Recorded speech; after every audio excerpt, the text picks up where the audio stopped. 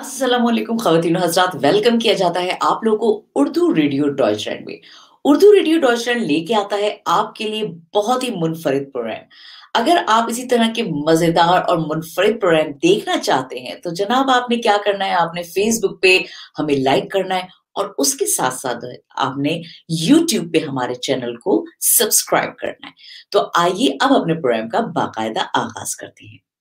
जनाब आज जिस फ़िल्म पे मैं बात कर रही हूँ बेसिकली वो पाकिस्तानी फ़िल्म है। मैंने सोचा कि आज उस पे थोड़ी-सी बात करी जाए क्योंकि ये कहानी जो है हकीकत पे मबनी है और इस हकीकत की स्टोरी को जो है वो बेसिकली सिनेमा पे लाया गया है। अक्सर मेरा यही शिकवा होता था कि जो हमारी असल कहानियाँ हैं उनको हम अपनी फ़िल्म इंडस्ट्री में लेकर आएँ और उनको पिक्चराइज़ करें। तो ये उसी तरह की एक कहानी है। मगर मैंने जब देखा कि इस फ़िल्म में जो है ज़्यादातर ये कहा जा रहा है कि जनाब इस फ़िल्म को ज़रूर देखना है, इस फ़िल्म को ज़रूर देखना है, तो मुझे ज़रा-सा तजस्सुस हुआ और मैंने सोचा कि इस पे थोड़ी-सी रिसर्च करी जाए और इसके बारे में अपने व्यूअर्स को कुछ बताया जाए। बेसिकली ये असल कहानी है और आज से 20 साल पहले पहले ये वाक़या पेश आया था, जो कि बड़ा ही सनसनीखेज़ था, थ्रिल था इसमें और बेसिकली ये कहानी जो है एक मर्डर, एक कातिल की है, जिसने 100 से ज़ायद बच्चों का कत्ल किया। जो मरकज़ी किरदार हैं, उनमें यासिर हुसैन हैं, उसके अलावा आयशा उमर हैं और बहुत से ऐसे अदाकार हैं जिन्होंने इसमें बहुत अच्छी अदाकारी की है। मगर बात यहाँ पर आके खटकी कि जनाब इस फ़िल्म को देखने के लिए इतने शॉट आउट क्यों दिए जा रहे हैं और उसके साथ-साथ जो है इतने उसको प्रमोट क्यों किया जा रहा है? क्या कहीं दाल में कुछ काला तो नहीं है? इसलिए मैंने फिर असल स्टोरी पर थोड़ी-सी रिसर्च करी और आपके लिए इस असल कहानी को जो है वो मैं लेकर आई हूँ। बेसिकली क्या हुआ था और अब इस फ़िल्म में क्या दिखाया जा रहा है। जब ये फ़िल्म हम खुद देखेंगे तो शायद हमें अंदाज़ा हो कि इसको इतना ज़्यादा प्रमोट करने के लिए क्यों कहा जा रहा है? आया कि कहीं न कहीं इसमें ऐसी कुछ गलतियाँ तो नहीं हैं जो कि शायद कहीं किलर के या उस जो कातिल था उसके मफ़ाद में जा रही हों या उसको हीरो बनाया जा रहा हो। तो ये सब चीज़ें तो हम फ़िल्म देखने के बाद ही बताएँगे, मगर मैंने सोचा कि अपने इस प्रोग्राम में मैं जो है आपको असल हकीकत बताऊँ कि हुआ क्या था। जावेद इकबाल, जिस कातिल का इसमें ज़िक्र किया जा रहा है, ये किस्सा, ये वारदात आज से 20 साल पहले हुआ था और इस कातिल का एक सबसे जो हीरो बनाया जा रहा है इसको इसको इस वज़ह से बनाया जा रहा है कि जनाब इसने खुद आके जो है वो अपने आप को पुलिस के हवाले किया और इसने कहा कि जी मैं ही हूँ वो कातिल जिसने इतने बच्चों का कत्ल किया है। तो जनाब ये कोई हीरोपन नहीं था, तो ये कोई बहुत बड़ा तीर नहीं चलाया था। जंग अखबार के एडिटर खावर नईम साहब के पास एक दिन एक खत आता है और वो खत जो है जब वो अपने हाथ में लेते हैं तो उनको महसूस होता है कि वो खत काफ़ी भारी है और नॉर्मल खतूत के मुकाबले में उसका वज़न काफ़ी था। वो अपने सेक्रेटरी को बुलाते हैं और उससे कहते हैं कि इस खत को खोला जाए।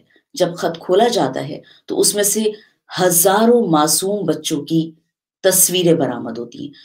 जब नईम खावर साहब ये देखते हैं तो बड़े परेशान हो जाते हैं। उन तस्वीरों के साथ एक खत भी बरामद हुआ। उस खत में उसने लिखा था मेरा नाम जावेद इकबाल है।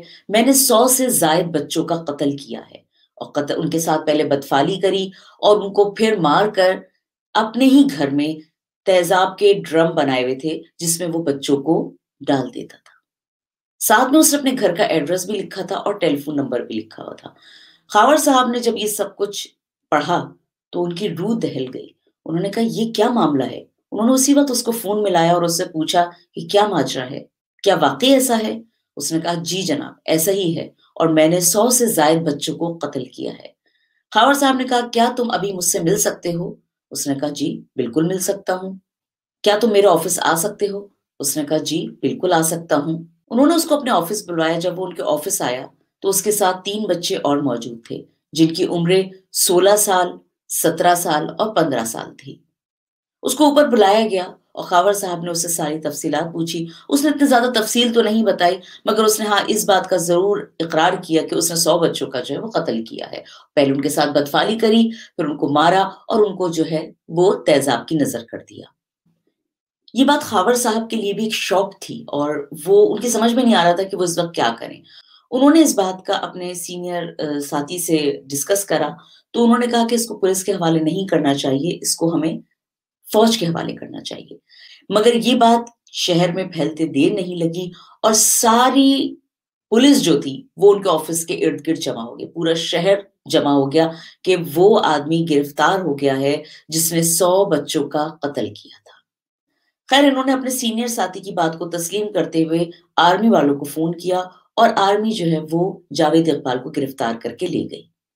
उससे पहले खावर साहब ने जावेद इकबाल की तलाशी करवाई।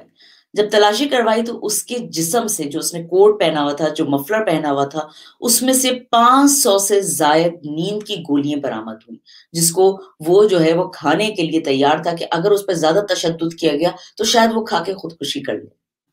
आर्मी ने जब उसको गिरफ्तार कर लिया, फिर से उसकी इंक्वायरी हुई, उसके घर की तलाशी ली गई, तो जो-जो बातें उसने अपने खत में लिखी थी और जो बातें उसने खावर साहब को बताई थी, वो सच साबित हुई।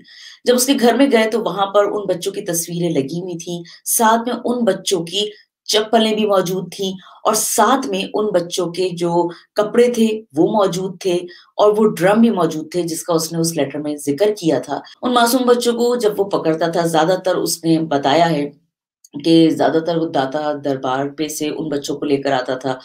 रेलवे स्टेशन वहाँ से वो लेकर आता था इन बच्चों को जो कि गुम हो जाते थे या उसको देखता रहता था कि कहाँ पर ऐसे बच्चे मौजूद हैं जिनको वो कुछ देर के लिए देखता था कि अकेले हैं और उनको अपने साथ ले आता था। उनको पहले अच्छी तरह खाना खिलाता था। खाना खिलाने के बाद उनको नए शूज़ देता था कि ये पहनो और उनके साथ बाहर जाके खाना खाता था और उनको मार के इस तरह के तेज़ाब में डाल दिया करता था।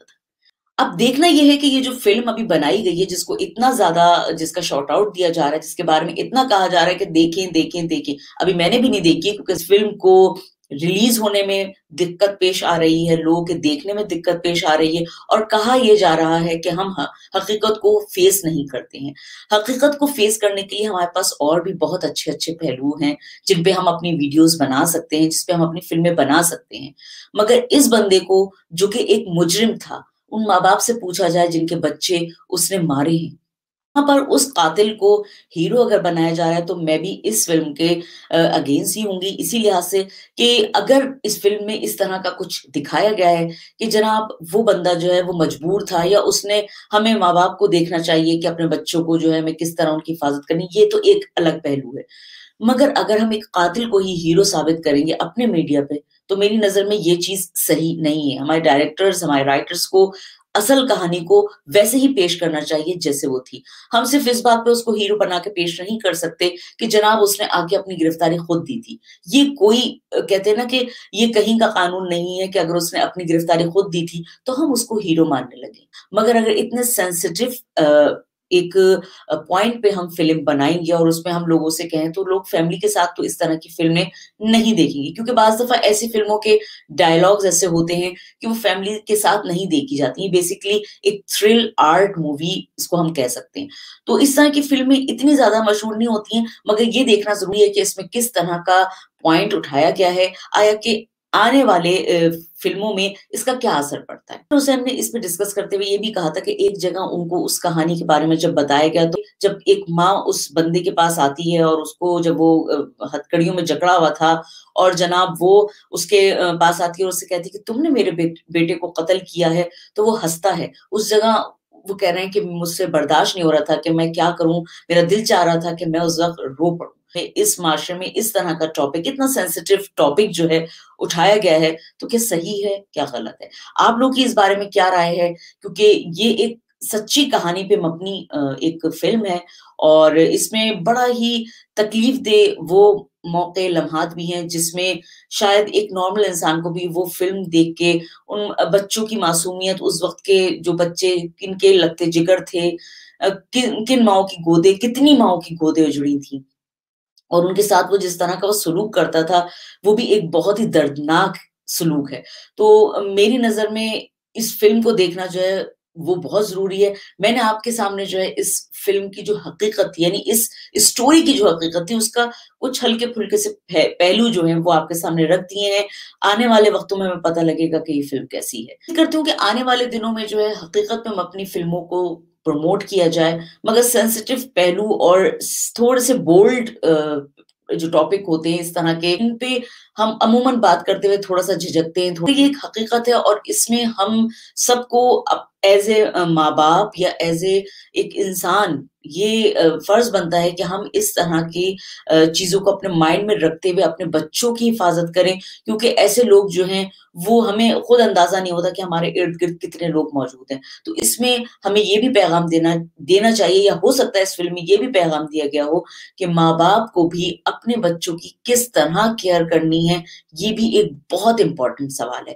بعض دفعہ ہم بہت سی چیزوں کو جو ہے بڑا ہی لائٹ لیتے ہیں، اور اپنے بچوں کو خاص طور پہ ہمارے جو چھوٹے علاقے ہیں، گاؤں کے علاقے ہیں، ان میں بچوں کو عام شام چیزیں لینے، بچیوں کو چیزیں لینے دکان پہ ادھر ادھر بھیج دیا جاتا ہے، جس کو ہم اتنا زیادہ محسوس نہیں کرتے ہیں، مگر ہمیں یہ آواز وہاں تک پہنچانی ہے کہ ہر انسان کو اپنے بچے کا خیال رکھنے کا پورا حق ہے۔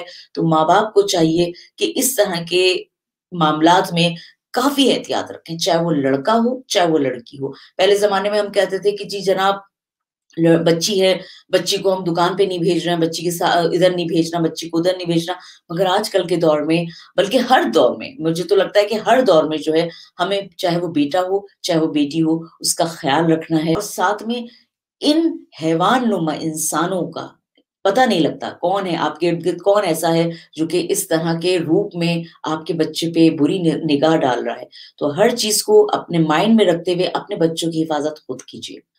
تو جناب اسی کے ساتھ کہ انشاءاللہ تعالیٰ نیکسٹ پروگرام میں پھر حاضر ہو جاؤں گے، اپنی ہوسٹ مونا کو اجازت دیجیے۔